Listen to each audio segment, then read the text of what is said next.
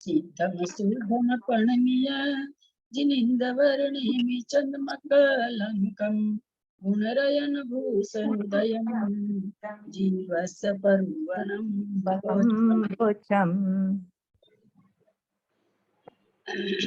गाथा नंबर 276। कल उच्चारण भी हो चुका था, अर्थ भी हम समझ लिए थे, उसका आगे का नहीं हुआ है, वही गाथा ले रहे हैं। तिनकारी सिठ पागग्गी सरीस परिणाम बेयनुमुक्का अवगय वेदा जीवा सग संभवनंतवर सोखा। कल हमने समझ लिया था अर्थ। त्रिणकी अग्नि, कारिश अग्नि, इष्ट पाग अग्नि, सरिस माने उसके सदृश के समान, परिणाम पंखों का जो मरा रीना जैन बंद कर लीजिए आप, रीना जी जैन। परिणाम बेयन वेद के परिणाम से उन्मुक्का रहित होते हैं। अवगय वेदा जीवा, अपगत वेदी जीव। और क्या होता है? सग संभव अनंत वर सोखा। सग माने अपनी आत्मा से, संभव माने उत्पन्न, वर माने उत्कृष्ट, अनंत माने अनंत, उत्कृष्ट अनंत सुख को भोगते हैं। वाचना करें। मैं कर रही हूँ। गाथार्थ: कण की अग्नि, कारिश की अग्नि, इष्टपाक अग्नि, आवा की अग्नि के समान तीनों वेदों के परिणामों से रहित जीव अपगत वेदी होते हैं। ऐसे जीव आत्मा से उत्पन्न होने वाले अनंत और सर्वोत्कृष्ट सुख को भोगते हैं। विशेषात: जिनके तीनों प्रकार के वेदों से उत्पन्न होने वाला संताप अंतरंग दहा दूर हो गया है, वे अपगत वेदी जीव हैं। औपसमिक वेक्षायिक लब्धि से जीव अपगत वेदी होता है। विविक्षित वेद के उदय सहित उपसम श्रेणी चढ़कर मोहिनी कर्म का अंतर करके यथा योग्य स्थानों में विविक्षित वेद के उदय, उदीर्णा, अपकर्षण, उत्कर्षण, पर प्रकृति संक्रमण, स्थिति कांडक और अनुभाग कांडक के बिना जीव में जो उद्गल स्कंधों का अवस्थान होता है वह उपसम है। उस समय जो जीव की वेद के अभाव रूप लब्धि है, उसी से जीव अपगत वेदी होता है। विविक्षित वेद के उदय से छपक श्रेणी को चढ़कर अंतरकरण करके यथा योग्य स्थान में विविक्षित वेद संबंधी उद्गल स्कंधों के स्थिति से वे अनुभाग सहित जीव प्रदेशों से निशेषतः दूर हो जाने को क्षय कहते हैं। उस अवस्था में जो जीव का परिणाम होता है वह क्षायिक भाव है। उस क्षायिक लब्धि से जीव अपगत वेदी होता है। कोई और पढ़ लेगा? मेरे घर में आवाज आ रही है। मैं पढ़ूं दीदी? इसको समझते हैं पहले। जिनकी तीनों प्रकार के वेदों से उत्पन्न होने वाला संताप अंतरंग दाह दूर हो गया है, वे अपगत वेदी जीव हैं। ये पंक्ति सबको समझ में आ रही होगी। अब कह रहे हैं औपसमिक व क्षायिक लब्धि से जीव अपगत वेदी होता है। यहाँ औपसमिक व क्षायिक लब्धि से क्या मतलब हुआ? उपसम श्रेणी चढ़ रहा हो, छपक श्रेणी चढ़ रहा हो। क्योंकि उपसम श्रेणी में औपसमिक लब्धि प्राप्त होगी, कर्म के दबने से लब्धि मिलेगी, और क्षायिक में कर्म के क्षय से होगी। विवक्षित वेद के उदय सहित, विवक्षित मतलब कोई भी वेद, विवक्षित मतलब जो वेद कहा जाए, उपसम श्रेणी पर चढ़कर मोहनीय कर्म का अंतर करके, मोहनीय कर्म का अंतरकरण आप लोग को समझाया गया था, याद है सबको? मोहनीय कर्म का अंतर करके क्या है? ये अंतर करके क्या है? 3 दिन क्लास चली थी ये कैसी भाई साहब ने? मुझे तो नहीं पता दीदी, मैंने नहीं सुना इसके बारे में। क्या है बोलिए? आप लोगों ने की थी, जिन लोगों ने की थी वो करने वाले इसमें बहुत बैठे हैं। सुनीता जी, आपको याद है अंतरकरण मैंने समझाया था? अभी मैंने वो वापस घर आ रही थी ना टैक्सी में, तो ध्यान दिया, टाइम देखा, तो मैंने देखा कि अभी ये टाइम हो गया, मैंने फिर अभी ऑन करा आपको। मुझे अच्छा, अंतरकरण में आपने वैसे समझाया था ना कि कुछ निषेक ऊपर के, जैसे वो आपने उदाहरण दिया था ना, कुछ निषेकों को ऊपर कर देते हैं, कुछ नीचे, और बीच का जो खाली रख देते हैं। तो वो उसका उदाहरण भी दिया था कि कोई वीआईपी आ रहा है, तो उसको रास्ता करने के लिए हम यहाँ से गुरुद्वारे से मोड़ लेना भैया के। तो वो जो है ना, अपने वीआईपी का उदाहरण था, कुछ गुरुद्वारे के सामने से करते हैं, यहाँ से भी कर सकते हो, गुरुद्वारे से भी निकाल सकते हो। आप रास्ते में डिस्टर्ब हो जाओगे, रहने दीजिए आप। नहीं, बस मैं रास्ते घर में चल, पहुंचने वाली थी, वो पूछ रहा था। तो आपने ये उदाहरण भी दिया था कि वीआईपी आ रहा है, तो कुछ रास्ता करने के लिए कुछ को डाइवर्ट यहाँ कर देते हैं, कुछ को वहां डाइवर्ट कर देते हैं, तो जो बीच का स्पेस उतने समय के लिए खाली छोड़ देते हैं, उसको अंतरायाम कहते हैं। इसी तरह से जो निषेक नीचे के हैं, जो उदय में आने वाले हैं, उसको दबा देते हैं ऊपर वालों को, जैसे विशेष उसका प्रयोग। ऐसे वो शब्द याद नहीं आ रहा, आपने जो शब्द कहा था। नहीं, बहुत अच्छा बताया, अपनी भाषा में आपने ठीक बताया है। अंतरायाम, अंतरायाम हुआ। अभी इसमें क्या लिखा हुआ है? एक मिनट, कहाँ है? अपगत वेदी होता है। मोहनीय कर्म का अंतर करके यथा योग स्थानों में विवक्षित वेद के उदय, उदीर्णा, अपकर्षण, उत्कर्षण, पर प्रकृति संक्रम, स्थिति कांडक और अनुभाग कांडक के बिना जीव में जो पुद्गल स्कंधों का अवस्थान होता है, वह उपशम है। कहाँ हो, कैसे हुआ ये उपशम? चलिए फिर से बता रहे हैं, इतना आपने बताया, बहुत अच्छी बात है। अंतरायाम, अंतरकरण दोनों एक ही चीज है। यह अंतरकरण अथवा अंतरायाम केवल और केवल मोहनी कर्म का होता है। सबसे पहली बात, मोहनी कर्म का होता है। किस लिए होता है? या तो उपशम करने के लिए, या क्षय, मोहनी प्रकृति का उपशम करने के लिए ये अंतरायाम होता है। क्षय करने के लिए नहीं होता है अंतरायाम। क्षय में तो क्षय हो जाता, अंतरायाम की जरूरत नहीं पड़ती है। ये अंतरायाम प्रथम उपशम करते हैं तब भी होता है, और जब उपशम श्रेणी चढ़ते हैं तब भी, चूंकि उपशम श्रेणी चढ़ने वाले के मोहनीय कर्म पड़े हैं, तो मोहनीय कर्म का उपशम करने के लिए होता है। प्रथम उपशम में प्रथम उपशम प्राप्त करने के लिए मोहनीय कर्म की प्रकृतियों का अंतरायाम होता है अथवा अंतरकरण होता है। किसको कहते हैं अंतरायाम, अंतरकरण? कि मोहनीय कर्म प्रति समय उदय में आ रहे हैं, हर समय बंद भी रहे और उदय में भी आ रहे हैं। तो जब अंतरायाम, जब प्रथम उपशम अथवा उपशम श्रेणी की ओर कोई जीव बढ़ता है, तो मोहनीय कर्म के रहते तो न प्रथम उपशम होता है न उपशम श्रेणी होगी। अब मोहनीय कर्म तो है, पड़ा है, सत्ता में है, उदय में भी है, बंद भी रहा है। तो वहां पर क्या व्यवस्था होती है कि तत्कालिक उस समय जो मोहनीय कर्म उदय में आने वाले रहते हैं, उन निषेकों को, कुछ को तो अभी उद्यावली चल रही है, मान लीजिए उद्यावली 6 समय की है, तो कुछ 6 समय के बाद के अंतर्मुख प्रमाण के निषेक कुछ को तो 6 समय में डाल देता है, और कुछ को अंतर्मूर्त के ऊपर वाले निषेकों में डाल देता है। ऐसा करने से क्या हो जाता है बाबूजी? अंतर्मुहूर्त के निषेकों को कुछ को तो नीचे डाल दिया। नीचे डालने का मतलब जो उद्यावली बनाई हुई है, बनाई हुई क्या बनी हुई है, जो कर्म उदय में आएंगे, जो उद्यावली है, कुछ तो उसमें डाल दिया, यानी अपकर्षण करके नीचे डाल दिया, कुछ को उत्कर्षण करके ऊपर के निषेकों में डाल दिया। ऐसा करने से क्या हो जाएगा?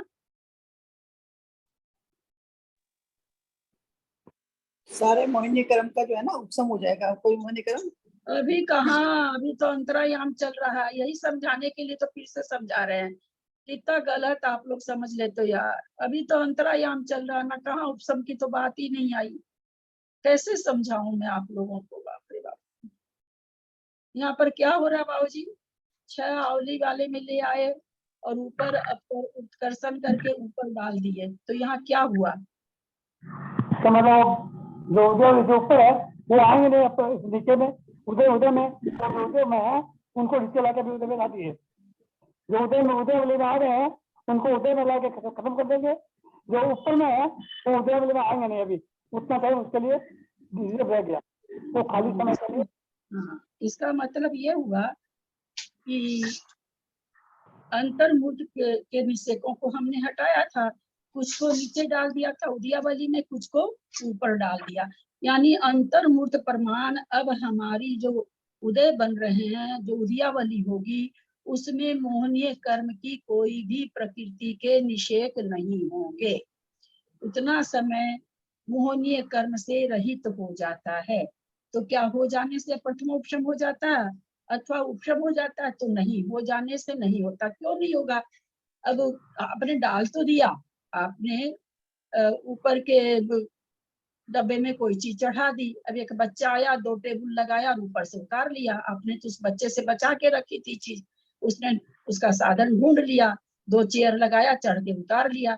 तो उसी तरह से आपने अंतर्मुख के लिए खत्म तो कर दिया, हटा तो दिया, लेकिन चूंकि आपकी परिणाम विशेष बिगड़ जाने से वो वापस उदय में आ सकती है। तो उसके लिए क्या किया जाएगा? उसके बाद उसको उपशम कर दिया। जहां उसने निषेक डाले थे अंतर्मुख के बाद में, वहां पर उस निषेक को वहीं पे दबा दिया। अब वो अंतर्मुख के बाद है ना, उदय में नहीं आ सकता। अंतर्मुख के बाद तो उपशम सम्यक तो होगा। जब हम उपशम करेंगे उसको, अंतर्मुख तो हुआ अंतरायाम का, अंतर्मुख खाली हो गया, वहां मोहनीय कर्म का उदय नहीं है, कोई निषेक उदयावली भी नहीं है। इतने से तो काम चला नहीं, हमारा उपशम तो अभी हुआ नहीं है। अब हम क्या करेंगे? जो आगे उत्कर्षण करके निषेक डाले थे आगे के समय में, उसका हम उपशम कर देंगे और वह कहलाएगा उपशम, प्रथम उपशम सम्यक दर्शन अथवा उपशम श्रेणी में जो उपशम हो रहा मोहनी चारित्र मोहनीय के परम प्रदेश, वहां पर वो उपशम होगा। जो 36 प्रकृति 9वें गुण स्थान में हो रही है, वो वहां पर उपशम होगी, तब वो उपशम कहलाएगा। तो दो उपशम का दो भेद हो गया क्या? नहीं, उपशम नहीं। हाँ, पहले उस जगह को खाली कर दिया, खाली करने के बाद खाली तो कर दिया, लेकिन वो तो आ सकता है उदय में ना, तो उसी परिणाम से फिर उसको उपशम भी करता है।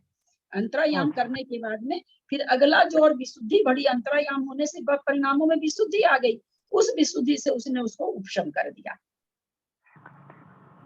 वो अंतर्मुख प्रमाण अब उपशम रहेगा, अंतर्मुख प्रमाण। तो इसको क्या कहते हैं? इसको कहते हैं अंतरकरण करके। तो उसमें क्या होता है देखिए, अब इस वाक्य को समझेंगे आप लोग। मोहनीय का अंतर करके, जो अंतरायाम बताए वो हो गया मोहनीय का अंतर करके, अंतर कर दिया। यथा योग स्थानों में विवक्षित वेद के, यथा योग जहां पर भी अपने अपने स्थान में जैसे जैसे है, यथा योग स्थानों में विवक्षित वेद मतलब कोई भी वेद हो सकता है। हम लोगों ने समझा है तीनों वेद में से कोई वेद भी हो सकता है, स्त्री वेद, पुरुष वेद और नपुंसक वेद, कोई भी उदय में आ रहा। तो विवक्षित वेद के उदय, उदीर्ण, अपकर्षण, उत्कर्षण, पर प्रकृति संक्रमण, स्थिति कांडक और अनुभाग कांडक घात के बिना जीव में जो पुद्गल स्कंधों का अवस्थान होता है वह उपशम है। अब जो अंतर्मुख के निषेकों को जो उसने ऊपर नीचे किया, तब कहते हैं न तो उदय में लाएगा उसको, न उसकी उदीर्णा होगी, न अपकर्षण होगा तो भी उदय में आ जाएगा, न और उत्कर्षण ऑलरेडी हो चुका है, लेकिन और उत्कर्षण अब उसमें नहीं होना। पर प्रकृति दूसरे रूप संक्रमण भी नहीं होता है कि भाई स्वंज अनंतानुबंधी है तो दूसरे रूप हो जाए, वो भी वहां पर नहीं होगा। और स्थिति कांडक घात भी नहीं होगा, अनुभाग का जो कि जो दब जाना है ना, बिना जीव के पुद्गल संधों का अवस्थान होता है वह उपशम है। वैसे का वैसे अवस्थान हो जाना, दब जाना, ये उपशम है। अब अंतर्मुख प्रमाण तो वह न उदय में आ सकती है, न उसका उदय में नहीं आती, उदीर्णा कर लेता है अपने परिणामों से जीव, लेकिन उसमें उदीर्णा भी नहीं होगी, तब वो उपशम कहलाएगा। यहाँ पर ये मतलब उपशम, जो उपशम श्रेणी चढ़ते हैं अथवा प्रथमोपशम होता है, दोनों में एक ही क्रिया होती है। उस समय जो जीव के वेद के अभाव रूप लब्धि है, उसी से जीव अपगत वेदी होता है। क्षयोपशम से चढ़ रहा है तो क्षयोपशम की लब्धि हो गया, वहां पर भी वो जीव चूंकि वेद का उपशम कर दिया, पहले तो अंतरकरण किया, अब उपशम कर दिया, तो अब वो अपगत वेदी हो गया। कैसे हो गया? उदय के हिसाब से। अगर क्षय छपक श्रेणी चलेगा तो क्षय के हिसाब से भी हो जाएगा, सत्व के हिसाब से भी हो जाएगा। उपसम श्रेणी चल रहा है तो सत्ता में तो पड़ा है लेकिन उदय में नहीं आ रहा, इसलिए अपगत वेदी हो गया। दीदी ये विवक्षित सारा काम 9वें गुण स्थान में हो रहा है? हाँ ठीक है। वही होता, 8वें में नहीं होता है। विवक्षित वेद के उदय से छपक छपक श्रेणी को चढ़कर अंतरकरण करके विवक्षित वेद के उदय से छपक श्रेणी को चढ़कर अंतरकरण करके यथा योग्य स्थान में विवक्षित वेद संबंधी, यथा योग्य स्थान जहाँ पर 8वें गुण स्थान में थोड़ी कर लेगा, जहाँ उसका 9वां गुण स्थान है अपगत वेद का तो वही करेगा, ये कहना चाह रहे हैं। यथा योग्य स्थान में विवक्षित वेद संबंधी उद्गल स्कंधों के स्थिति व अनुभाग सहित जीव प्रदेशों से निशेषतः दूर हो जाने को क्षय कहते हैं। ऊपर तो उन्होंने उपसम का बता दिया और नीचे क्या करे, यथा योग्य स्थानों में जैसे जैसे उससे खत्म हो जाता है प्रदेश, जीव प्रदेश से निशेषतः का मतलब पूरा का पूरा, कुछ भी शेष नहीं बचे, दूर हो जाने को क्षय कहते हैं। उस अवस्था में जो जीव का परिणाम होता है वह क्षायिक भाव है। उस क्षायिक लब्धि से जीव अपगत वेदी होता है। वेद शंका, वेद का अभाव और अभाव, वेद का अभाव और अभाव संबंधी लब्धि, ये दोनों जब एक ही काल में उत्पन्न होते हैं तो उसमें आधार आधेय भाव या कार्य कारण भाव कैसे बन सकता है? समाधान बन सकता है क्योंकि समान काल में उत्पन्न होने वाले छाया और अंकुर में कार्य कारण भाव देखा जाता है तथा घट की उत्पत्ति के काल में ही कुशूल का अभाव देखा जाता है। समान काल में उत्पन्न होने वाले, हम लोग समान काल में 16 प्रकृति की क्षय भी हो रहा है और केवल ज्ञान भी हो रहा है, लेकिन केवल ज्ञान हुआ किस कारण से? 16 प्रकृति के क्षय होने से।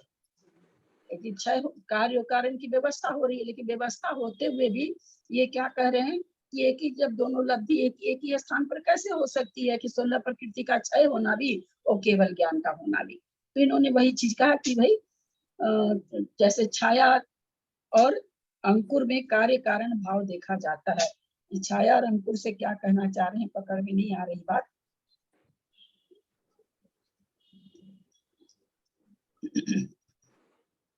छाया और अंकुर से देखते हैं आगे कुछ बताते हैं। तो दीदी घट वाला भी समझ में नहीं आया, दोनों मतलब ये समझ में नहीं आया पूरा पैराग्राफ। घट की उत्पत्ति काल में ही कुशूल का अभाव देखा। कुशूल कहते किसको है, इसलिए पकड़ में नहीं आ रहा। देखें आगे कुछ कह रहे हैं। तो शंका, तीनों वेद के द्रव्य कर्मों के क्षय से भाव वेद का अभाव भले ही हो जाए, तीनों वेदों के द्रव्य कर्मों के क्षय से भाव वेद का अभाव भले ही हो, किंतु क्योंकि कारण के अभाव से कार्य का अभाव मानना न्याय संगत है। किंतु उपसम श्रेणी में त्रिवेद संबंधी उद्गल द्रव्य स्कंधों के रहते हुए भाव वेद का अभाव घटित नहीं होता। जैसे अभी हमने कहा ना कि वहाँ सत्ता पड़ी हुई है, उपशम जो औपसमिक छाई उपसमिक अपगत विधि होता है वहाँ तो सत्ता पड़ी हुई है, तो वो यहाँ पर कह रहे हैं कि उसको कैसे आप अपगत विधि कह सकते हैं। क्योंकि कारण के सद्भाव में कार्य का अभाव मानने में विरोध आता है, क्योंकि कारण का सद्भाव बैठा हुआ है, सत्ता में वेद बैठा हुआ है, फिर अपगत वेदी कैसे हो सकता है? समाधान, विरोध नहीं आता क्योंकि जिनकी शक्ति देखी जा चुकी है ऐसी औषधियां जब किसी आम रोग सहित अर्थात अजीर्ण के रोगी को दी जाती है तो अजीर्ण रोग से उन औषधियों की शक्ति प्रतिहत हो जाती है और वे अपना कार्य करने में असमर्थ पाई जाती हैं। क्योंकि जिनकी शक्ति देखी जा चुकी है ऐसी औषधियां जब किसी आम रोग मतलब चालू रोग, साधारण रोग सहित अर्थात अजीर्ण के रोगी को दी जाती है, तब अजीर्ण रोग से उस औषधियों की शक्ति प्रतिहत हो जाती है और वे अपना कार्य करने में असमर्थ पाई जाती है। अजीर्ण के रोगी को दी जाती है,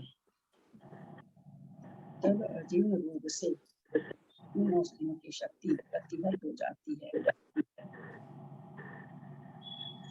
यहाँ इसको कैसे जोड़ेंगे भाई?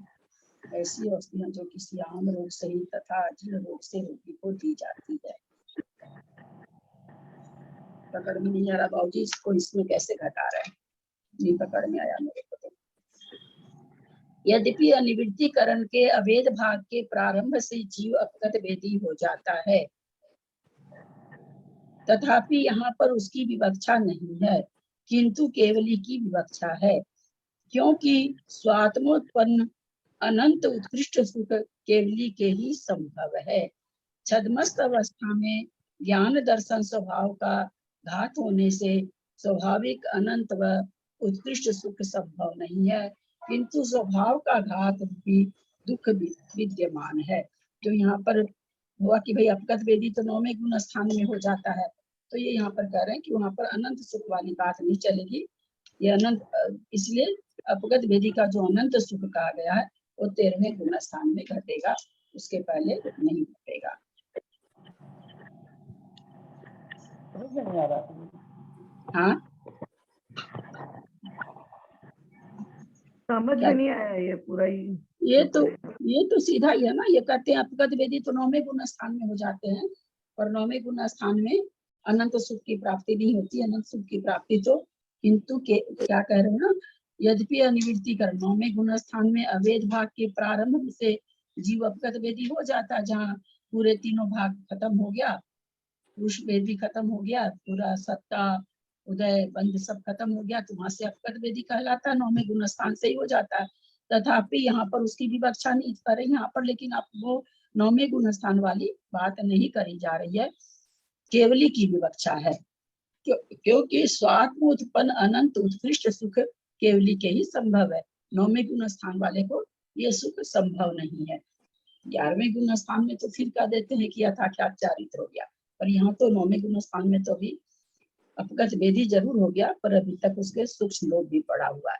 तो ये हमका कहना है कि केवली 13वें गुण स्थान में होते हैं, तो कहते हैं अनंत सुख वाली जो बात घटेगी वो 12वें गुण स्थान 13वें गुण स्थान में ही केवली के ही घटेगी, यानी 13वें गुण स्थान में घटेगी। क्योंकि छद्मस्त अवस्था में ज्ञान दर्शन स्वभाव का घात होने से, क्योंकि 12वें गुण स्थान तक क्या चल रहा, अभी बंध तो खत्म हो गया, पर उदय है, ज्ञानावरण का दर्शनावरण का सबका उदय चल रहा है, 16 प्रकृति का घातिया कर्मों का उदय चल रहा है। तो कहते हैं वहां तक स्वाभाविक अनंत उत्कृष्ट सुख संभव ही नहीं है जब तक घातिया कर्म का उदय चल रहा है। इसलिए क्योंकि ये स्वभाव का घात रूपी दुख विद्यमान है। ज्ञानावरण दर्शनावरण आदि अंतराय क्या कर रही है, स्वभाव का घात कर रही है, इसलिए वहां पर अनंत सुख का वेदन नहीं होगा, 13वें गुण स्थान में होगा, ऐसा 4 पंक्तियों में समझा रहे हैं।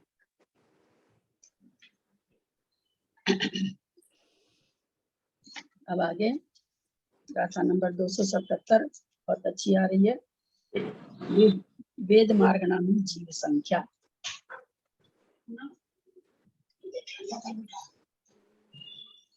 जो यसीय बाण जोनी, जो यसीय बाण जोनिनी, तिरिख पुरुषाय सन्निनो जीवा,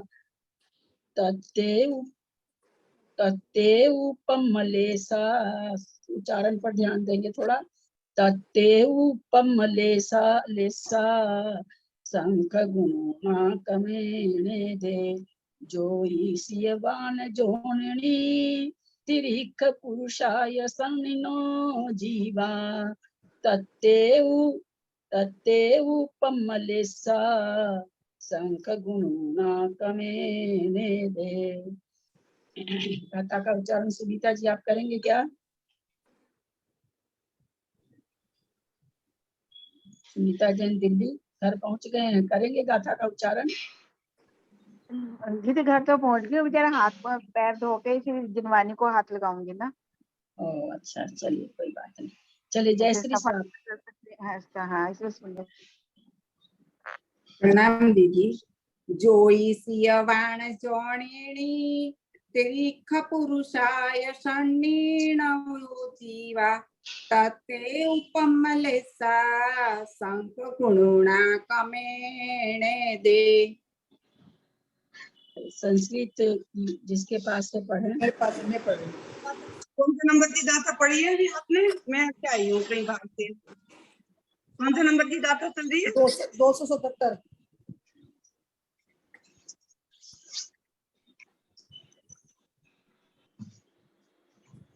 पढ़ रही हूँ। ज्योतिष बाण योनिनी त्रियक पुरुषार्थ संगीनो जीवा तेज है पदम लेश्यः संख्य गुणिना कर्म नैते।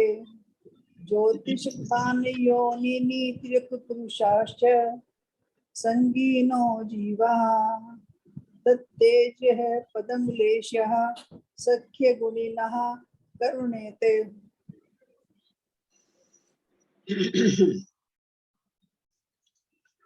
यहाँ पर क्या कह रहे हैं? वेद मार्गणा में जीव की संख्या चल रही है। संख्या उत्तरोत्तर संख गुण ऊणा संख्यात गुणी कम कमेन एदे, माने क्रम से संख्यात गुणाहीन है। जो संख्या हम बता रहे हैं, आचार्य कहते हैं एक से आगे की संख्या को संख्यात गुणाहीन ले लेंगे। ज्योतिषीय बाण, ज्योतिषियों से, बाण माने व्यंतरवासी, ज्योतिषी देवों से व्यंतरवासी देव संख्यात गुणहीन हैं। आप लोगों को मैंने शायद फोटो भेजा है, निकालिएगा, उससे और देख लेंगे। पहले अर्थ कर लेते हैं। ज्योतिषीय माने ज्योतिष, वाण माने व्यंतर, और संख गुण ऊणा संख्यात गुणित हीन है। ऊणा माने कम है। ज्योतिष देव से संख्यात गुणे हीन व्यंतर हैं। फिर उनसे योनिनी तिरिख यानी योनिनी त्रियंच हैं। उससे देखिए कहाँ बात चल रही है, ज्योतिष देवों की। ज्योतिष देवों से व्यंतर देव को लाए। व्यंतर देवों से यानी तीसरे नंबर में अगर कोई संख्या है तो योनिनी त्रियंच की है। इस योनिनी त्रियंच में उससे संख्यात गुणहीन योनिनी त्रियंच हैं।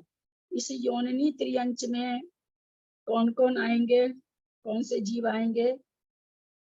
त्रियंच तो आएंगे, त्रियंच लिखा हुआ, तो त्रियंच में कौन से आएंगे? पंचेंद्रिय। हाँ,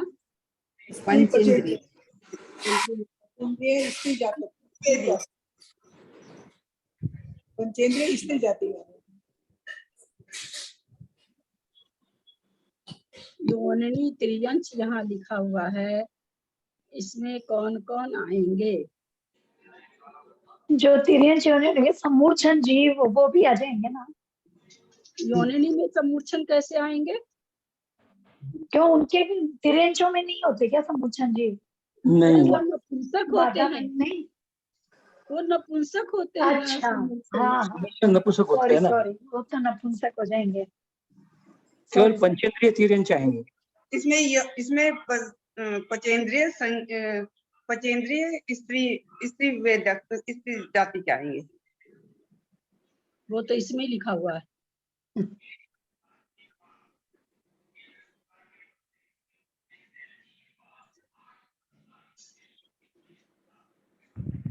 योनिनी बोलना क्या भोग भूमि के और यहाँ के कर्म भूमि के, इस तरीके से बोलना है। कहाँ के जीव हो गए?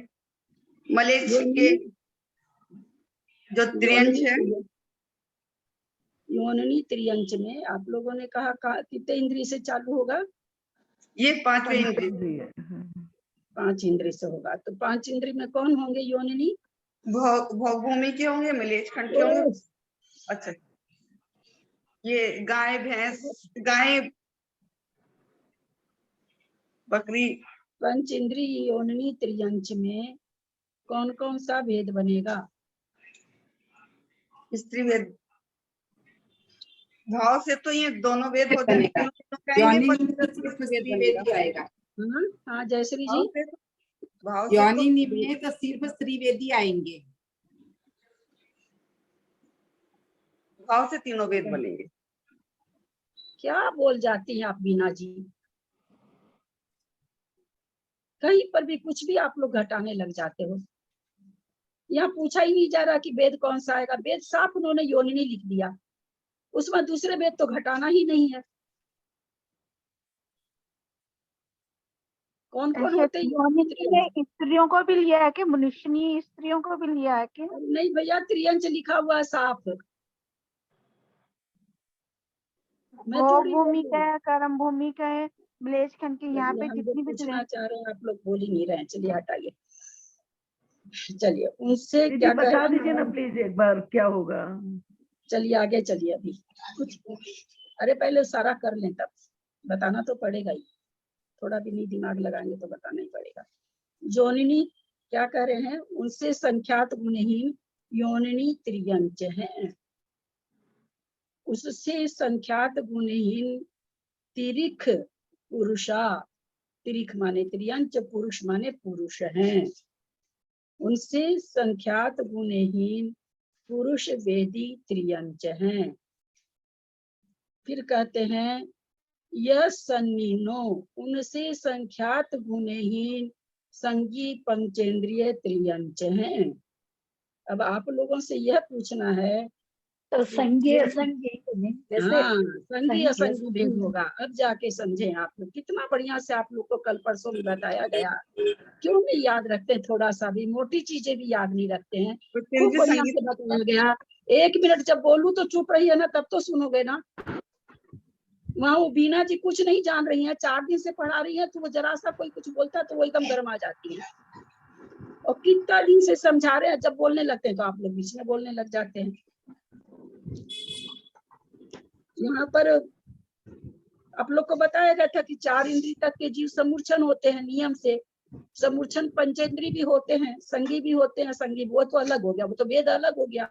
योनिनी त्रियंच के लिए आप लोग को कहा गया था कि संगी असंगी में भी तीनों वेद होते हैं, संगी में भी तीनों वेद होते हैं। ये स्पेशल बहुत हाईलाइट किया गया था। तो यहाँ योनिनी त्रियंच में जो लिखा गया है योनिनी त्रियंच, तो वहां पर पंचेंद्रिय संगी असंगी दोनों आ गए। उसी तरह जब कहा गया उनसे संख्यात गुणहीन पुरुष वेदी त्रियंच है, तो यहाँ भी पुरुष वेद में संगी असंगी दोनों आ गए। अब इसके बाद आ रहे हैं खाली संगी। अब जो उनसे संख्यात गुणहीन आ रहे हैं वो कौन आ रहे हैं, जो केवल संगी आ रहे हैं। संगी और असंगी उनसे ज्यादा होंगे, पता ही है।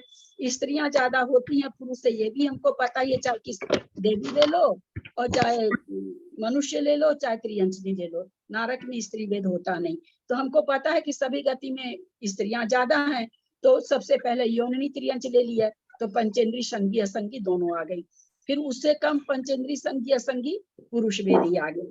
फिर उससे कम संगी पंचेंद्री आ गया। तो इससे क्या भाषण हुई कि उन दोनों में संगी असंगी दोनों हैं, यहाँ केवल संगी त्रियंच है। और ये संगी पंचेंद्रीय त्रियंच में कौन कौन आया,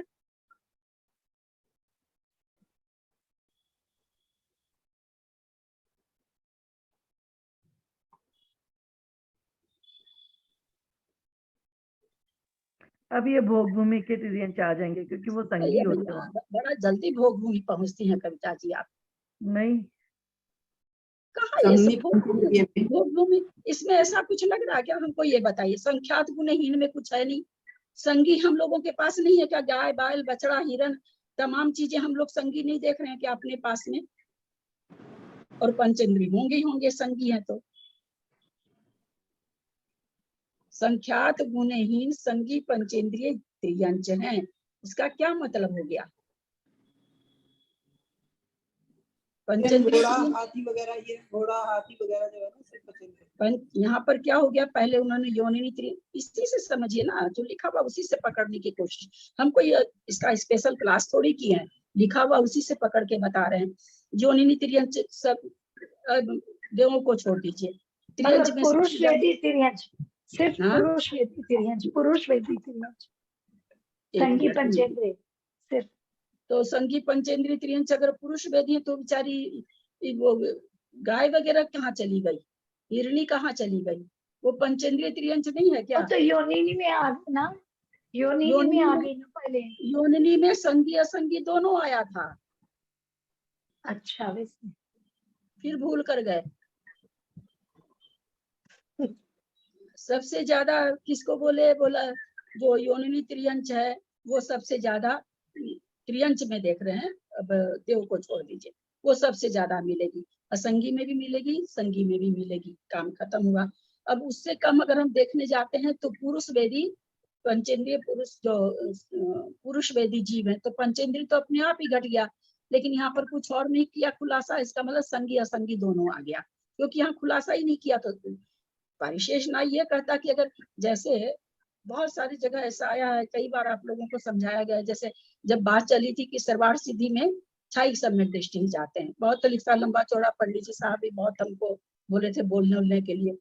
तो क्या कहा गया था कि ऐसा कहीं पर भी शास्त्र में धौला जी में नहीं आया कि छाई सम्यक दृष्टि सर्वार्थ सिद्धि जाता है।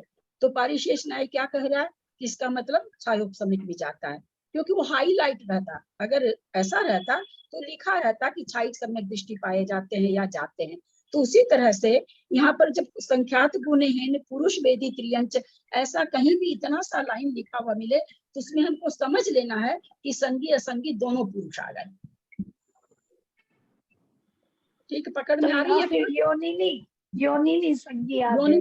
योनिनी लिखे तो भी संगी असंगी योनिनी आ गई। नहीं, कैसे? आप जो आ रहे हैं तीसरे नंबर पे सिर्फ संगी योनिनी। अभी तीसरा हम नहीं लिए, अभी रुक जाइए ना, तो लोग कंफ्यूज होते हैं। सबसे पहला आया कि संख्यात गुण को छोड़ दीजिए, देव से तुलना कर रहे हैं, हम खाली ऐसे लिखते हैं योनिनी त्रियंच है। योनिनी त्रियंच केवल लिखा है तो इसका मतलब संगी असंगी दोनों स्त्री वेदी हो गया, है ना। पंचे क्या नाम है, सो पुरुष वेदी जीव हैं, पुरुष वेदी त्रियंच हैं। तो इसमें क्या क्या गर्भित हो गया? पुरुष वेदी त्रियंच है, एक तो ये तो पक्का गर्भित होगा कि पंचेंद्री है, क्योंकि वेद पंचेंद्री के पहले नहीं होता है। और हमने क्या जाना है कि भाई त्रियंचों में और किसी में संगी असंगी होता ही नहीं है, पंचेंद्री सब पंचेंद्री ही होते हैं, केवल सारा रगड़ा त्रियंच का है। तो जहाँ कहीं लिखा रहे पुरुष वेदी त्रियंच, तो अपने आप समझ लेना चाहिए कि संगी और असंगी दोनों तरह के त्रियंच हैं पुरुष वेदिका में। बात पकड़ में आ रही है कि नहीं, समझ में आ रही है कि नहीं? ये समझ में आई है। मैं बड़ी कंफ्यूज हो रही थी इसको देख के ना, कि पुरुष वेदी में और संगी में ये दोनों डिफरेंस क्यों दे रखा है इन्होंने, ऊपर पुरुष वेदी कह दिया नीचे संगी कह दिया, तो इनमें अंतर क्या है? ठीक है, तो ये दो सेंटेंस समझ में आया। सबसे पहले ज्योतिष देवों से हम चूंकि इसमें दिया इसलिए उसको पढ़ रहे हैं हम, समझना त्रियंच को ही चाह रहे हैं, क्योंकि व्यंतर ये सब तो सीधी सी संख्या है। ज्योतिष देवों से सबसे ज्यादा ज्योतिष देव, उनसे असंख्यात गुणहीन व्यंतर देव है। व्यंतर देवों से त्रियंचों की तुलना हो रही है। और व्यंतर देव कितने होते हैं? हम लोग सामायिक पाठ में रोज बोलते हैं, ज्योतिष व्यंतर के अधिकारी, इस तरह से बोलते हैं। तो कितने ज्यादा हैं और कितने हैं, आप लोगों को भेजी हुई है फोटो, अभी उसको भी हम लोग देखेंगे। तो यहाँ पर क्या करें, उससे हीन कौन है? योनिनी त्रियंच, यानी संगी असंगी दोनों योनिनी त्रियंच। फिर उससे संख्यात गुण कम है संगी असंगी पुरुष वेदी त्रियंच। फिर उससे कम है, देखिए संगी और असंगी पुरुष वेदी है, सोच सकते हैं, मतलब संगी असंगी मिलके परिवार कितना बड़ा होता है। उससे संख्यात गुणाहीन क्या है? संगी पंचेंद्रिय त्रियंच। इस संगी पंचेंद्रिय त्रियंच केवल जहाँ लिखा हुआ है वहां पर हम क्या सोचेंगे कि वे संगी तो है ही है और संगी है, लेकिन संगी में तीनों वेद होता है ना। ऐसा थोड़ी, गर्भज थोड़ी लिखा, गर्भज भी लिखा रहता तो आप कह देते समुच्चन की बात नहीं है भाई, यहाँ पर समुच्चन क्योंकि नपुंसक होते, पर यहाँ पर गर्भज नहीं लिखा ना, इन्होंने गर्भज नहीं लिखा। गर्भज भी लिख देते तो अपने सोचते भाई समुच्चन इसमें टल गया, यहाँ पर कोई नहीं टला है। यहाँ सीधी बात है कि संगी होना चाहिए, पंचेंद्री है तो संगी त्रियंच, यानी तीनों वेद मिल करके भी कितने होंगे? उनसे असंख्यात गुणहीन होंगे संगी असंगी पुरुष वेदी त्रियंच से। समझ में आ रही है बात? दीदी ये चीज समझ में नहीं आई थोड़ी। क्या नहीं समझे? हमको ये बोलिए, खाली संगी पंचेंद्रिय त्रियंच कहीं लिख दिया जाए तो आप क्या भाव भाषणा होगी? भावना होगी कि इसमें जो पंचेंद्रिय जो संज्ञेय है वो ही लिया गया, इसमें असंज्ञेय को छोड़ दिया। हाँ ठीक है, तो पंचेंद्रिय संगी को लिया है और कुछ और नहीं लिखा है, तो उसमें ये तीनों वेद आएंगे कि नहीं आएंगे? जब वहां पर या तो आएंगे। योनि है ना, योनिनी त्रियंच भी नहीं लिखा, पुरुष त्रियंच भी नहीं लिखा, नपुंसक त्रियंच भी नहीं लिखा, कोई भी हाईलाइट किया नहीं किया, तो इसका मतलब इसमें तीनों गर्भित हैं। तीनों गर्भित हैं, यहाँ तक तो समझ में आ गया था। ठीक आ गया ना? अब चलते आगे तो भी गए नहीं ना, इससे आगे तो हम गए ही नहीं अभी। तो ये तीनों सेंटेंस समझ में आ गया बढ़िया से, थोड़ा सा लगाना सीखिए आप लोगों को, मेरा ये कहना है। समूर्छन तो नहीं घटित होगा ना, खाली संज्ञेय तो होएगा ना? हाँ इसमें जो संज्ञेय पंचेंद्रिय त्रियंच दिया है, तो इसमें सिर्फ संज्ञेय समूर्छन को तो नहीं हम लेंगे ना बीच में? समूर्छन जीव संगी नहीं होते हैं क्या? यहाँ पर दीदी इसी वाक्य में मैं कंफ्यूज रहती हूँ कि भूल दिमाग में अभी तक ये बैठी नहीं है कि संज्ञेय समूर्छन में असंगी भी होते हैं, अभी तक वो दिमाग में अंदर तक नहीं गई ये बात। हम ये नहीं पूछना चाह रहे हैं आप लोगों से, कौन बताएगा संगी समूर्छन जीव का उदाहरण जो बहुत चलता है? ये त्रियंच का रमनदीप का तंदुल मत्स्य वो जो चलिए तंदुल को छोड़िए बेचारे को, वो तो छोटा सा जीव है। बड़का बड़ा जो है 1000 योजन 500 योजन 250 योजन, रमनदीप का जो मच्छ है वो है। बीना जी मैं कितना हाथ जोड़ू आप लोगों के आगे, क्लास चलाऊं कि नहीं चलाऊं? मैं बोलूंगी आप लोग बोलेंगे तो मैं पढ़ाना छोड़ दूंगी, मुझे कोई शौक नहीं है, क्योंकि मैं अकेले स्वाध्याय करती हूँ। एक आपके बोलने से कितने लोगों को कुछ नहीं सुना होगा? कितनी बार हाथ पैर जोड़ जोड़ के मना कर दे कि जैसे ही मेरी आवाज आए आप चुप हो जाइए। है आपको नॉलेज में जान रही हूँ, मेरे से कोई ग्रुप का एक आदमी मेरे से नहीं छिपा हुआ है। कौन देख के बोलता है, कौन चोरी करके बोलता है, कौन अपने से बोलता है, ये मेरे को समझ में आता है। मैं बोल रही हूँ, अभी इतनी बार बात हो गई, कुछ नहीं एक शब्द आप लोग अपने से नहीं समझ पा रहे हैं, और समझा रही हूँ तो बीच में बोल रहे हैं। अगर आप बता देते तो मेरे को क्यों बताना पड़ता? मैं तो एक एक अक्षर में आप लोगों को रुक रुक के पूछ रही हूँ, किसी ने तो नहीं बताया इतने बड़े ग्रुप में। थोड़ा सा बताया तो सुनीता जी ने बताया, किसी ने नहीं बताया। यार कितनी बार कहूँ? और क्या स्कूल में पढ़े हो ना सब कोई, वहाँ टीचर बोलते थे तो खड़ा होकर छात्र बोलता था क्या? इतनी हिम्मत होती थी क्या? तुरंत उसको मुर्गा बना के क्लास से बाहर कर दिया जाता था। मैं बहुत पढ़ी हुई हूँ आगे कॉलेज तक, इसलिए मैं जान रही हूँ सारी बातों को, मैं अनपढ़ गंवार नहीं हूँ। थोड़ा सा भी अनुशासन नहीं आप लोग पालन करते हैं। रोज की बात है, हर समय की। अभी भी हुआ, अभी भी बोल रही थी तब मना करी कि मेरे को सुन लीजिए आप। और नहीं फिर बताइए ना, हम तो चाहते हैं कि आप लोग बताएं। मैं तो पहले आप ही लोग से पूछती हूँ, क्योंकि मैं 4 साल से पढ़ा रही हूँ आप लोगों को।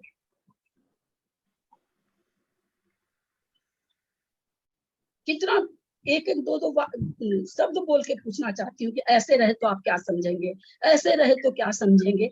दिखा एक मंजू जी, बाबू जी, आप लोग एक क्लास हमको दिखा दीजिए किसी भी विद्वान की, अच्छे से अच्छे विद्वान की या कम से कम विद्वान की। सवेरे हमारे बीना जी खुद सीख रही हैं, उनको कुछ भी नहीं आता, तो वो सूक्ष्म त्रिक स्थावर चतुष्ट कोई 4 बार बोल देता है तो वो गुस्सा जाती है। जबकि मैं तो कहूँ कि आप बोलिए, बोलेंगे तो आपको प्रकृति याद होगी। मैं एकदम बिल्कुल उल्टी हूँ उनसे। स्थावर चतुष्ट अगर आप 4 प्रकृति बोलेंगे तो आपको याद हो जाएगी प्रकृति, वो एकदम नाराज हो जाती है। स्थावर चतुष्ट का कोई 4 नाम ले लेता है तो एकदम नाराज हो गई। आज सवेरे चेहरे पर ऐसे गुस्सा उनके आ गया कि हम 4 साल से पढ़ा के नहीं गुस्सा करते हैं ऐसे।